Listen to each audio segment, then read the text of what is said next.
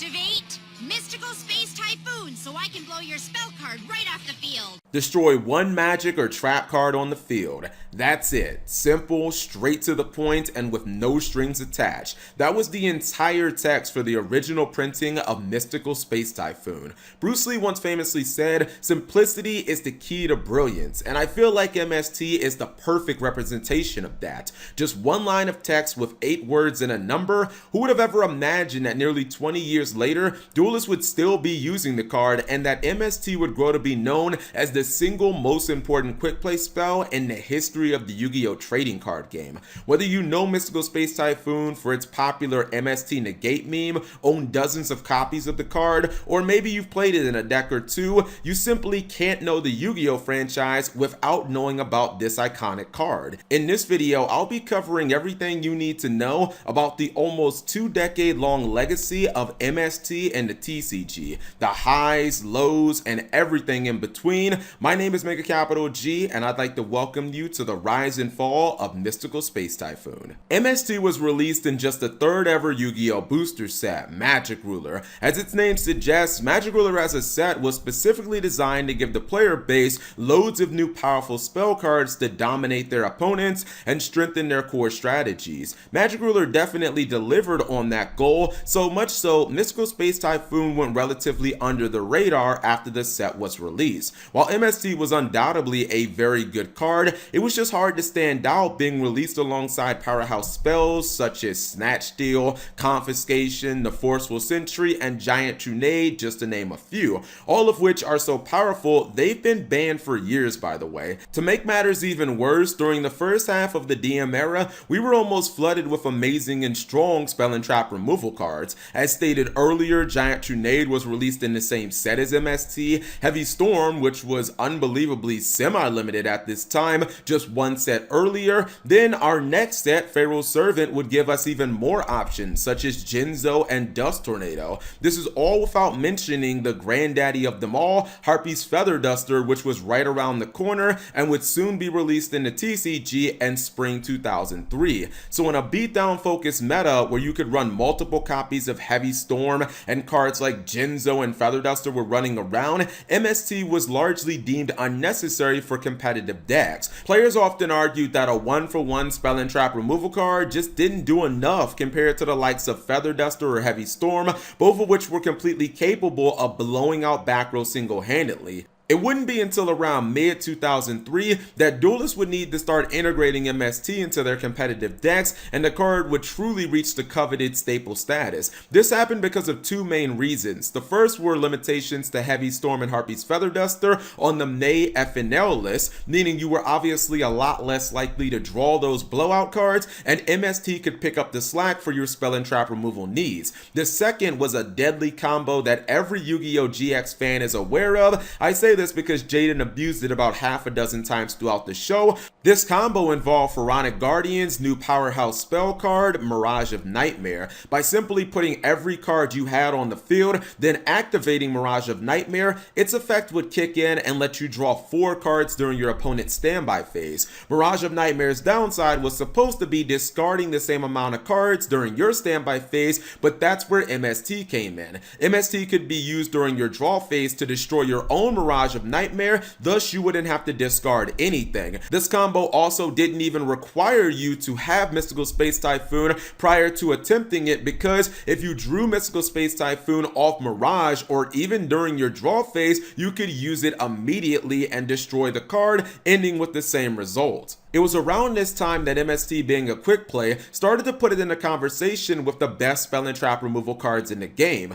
Prior to this, MST would always beat out a card like Dust Tornado because it could be activated immediately, but it always lost out to cards like Heavy Storm and Feather Duster because of the sheer power difference. But with the addition of the meta-defining Mirage of Nightmare combo, plus its ability to be used during any phase during either player's turn, MST simply destroyed the other powerful cards in one key aspect: versatility. Unlike Heavy Storm and Feather Duster, MST could be used during the end phase to pop a newly set Ring of Destruction before it could be activated, or even in response to a card like Snatch Steal trying to take your monster. By the end of the DM era, MST was seeing so much play, Konami actually limited the card on the October 2004 FNL list. Also, in case you're wondering, DM was in fact the era that gave birth to the popular MST negate meme. This all stems from early Yu-Gi-Oh players completely misunderstanding how Mystical Space Typhoon worked in the earliest days of Yu-Gi-Oh. I can personally attest to this because I started playing the game shortly after the release of Magic Ruler, and I once tried to negate a ritual spell with MST. While MST does destroy spells and traps on the field,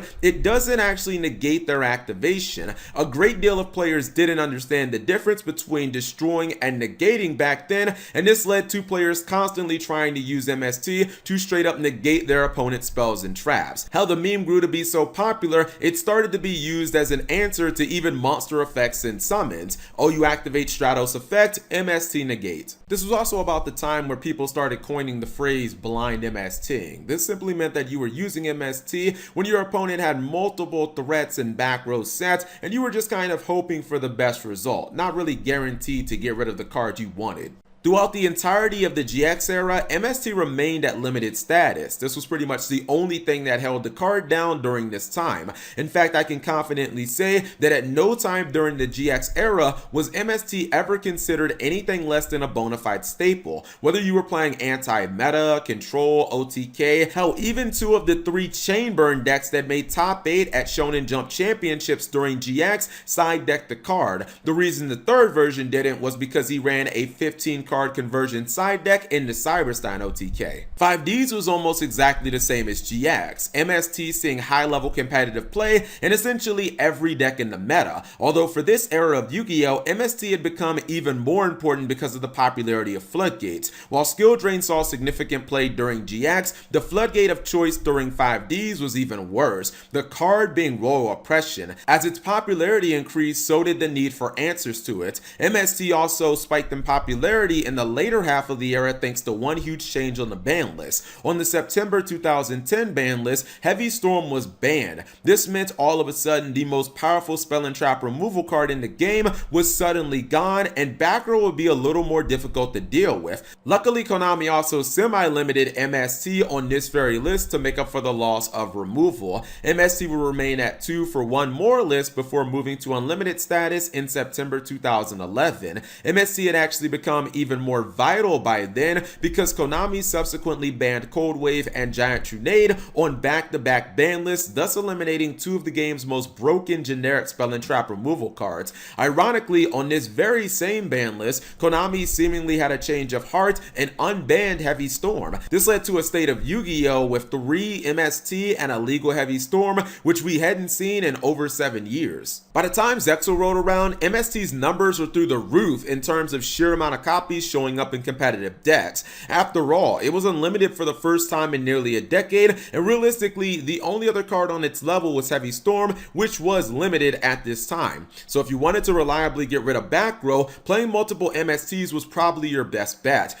In fact, the numbers say MST was one of the most popular competitive Yu-Gi-Oh cards in 2013, and it followed that up by being the single most popular competitive card in the entire game for 2014. To put it bluntly, while MST had been a staple era after era, during Zexal, the card was on fire. The MST takeover was made even easier by the fact that late during Zexal, the TCG and OCG got separate ban lists, and one of the first things that Konami did for the TCG was to re-ban Heavy Storm. When we moved to Arc V, MST was still on its historic hot streak. As I mentioned before, it had reached the peak of being the most popular card in the entire game, and it didn't show any signs of slowing down. This is when I believe Konami more or less manufactured the fall of MST by the way of some fierce competition. For most of MST's life, the card had occupied a happy middle ground of being not as insanely broken as some of the mash removal cards, Feather Duster, Giant Trunade, etc., and being far superior thanks to its versatility to some of the other single removal cards, Twister, Dust Tornado, etc.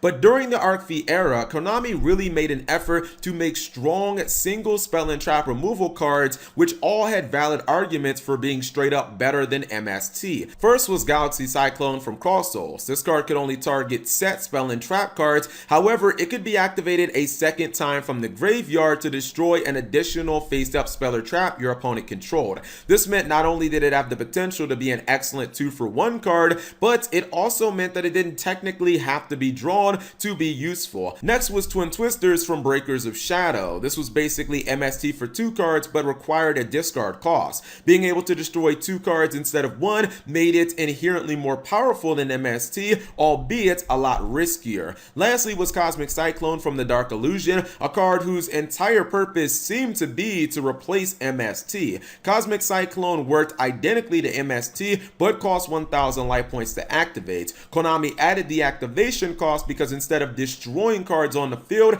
Cosmic Cyclone banished them instead. This was a far better form of removal because your opponent's spells and traps were much more likely to be gone for good and couldn't be recycled easily. It would also stop cards from triggering upon destruction like Cosmo Town. With all of these options being released, it goes without saying that MST took a nosedive in popularity, especially by the end of the era with the release of the True Draco archetype, which had spells and traps that would destroy your cards if you destroyed them. Heck, even if you didn't and the True Draco player simply tributed them, it would be the same result. This was actually the type of matchup where Cosmic Cyclone would always be superior. The Arc V era was also loaded with pesky pendulum monsters that, despite acting as spell cards in the pendulum zones, would actually trigger monster effects upon being destroyed in these said zones. This meant that if you MST to scale to stop your opponent from pendulum summoning, you could actually inadvertently trigger its monster effect. Once again, by banishing rather than destroying, Cosmic Cyclone would never have this problem, thus making it a better option. With each new release, people would often claim that MST was dead forever and that there was simply no reason to play the card again, and truth be told, for a while it looked like those people were right. But when things looked most bleak and MST was practically on its deathbed, salvation finally arrived. During the Vrains era, MST actually made a surprising comeback around mid-2018. This was all thanks to the powerful meta-breaking Sky Striker archetype, an archetype based completely around link monsters and spell cards that would gradually gain power based on how many spells were in the player's graveyard. The deck only had a single main deck monster, but luckily its powerful field spell could summon that monster straight from the deck upon it being destroyed. This field spell also gave Striker players a chance to net a Sky Striker card by targeting a card that they controlled and destroying it. This is where MST really shined above all of its competition. As desperate as this sounds, MST is often using Sky Striker to destroy their own field spell and summon Sky Striker Ace Ray from the deck to get their engine back online. While a 1-for-1 trade on paper doesn't really sound that great, the sheer amount of advantage that a Striker player can make in a single turn will make your head spin, and it's definitely worth it. This would not be possible with Cosmic Cyclone, Galaxy Cyclone, and you would lose advantage by using Twin Twisters, so by a stroke of random luck, MST has actually found a new home in one of the best decks in the game, and ironically, it's because of its own Achilles heel. Even if you weren't going to use it immediately for its innate synergy with Sky Striker Area 0, you would still have a solid piece of spell and trap removal at your disposal at any given time you saw the card. So honestly, this was just a match made in heaven, and MST actually rebounded from its lowest levels of competitive play in 2017.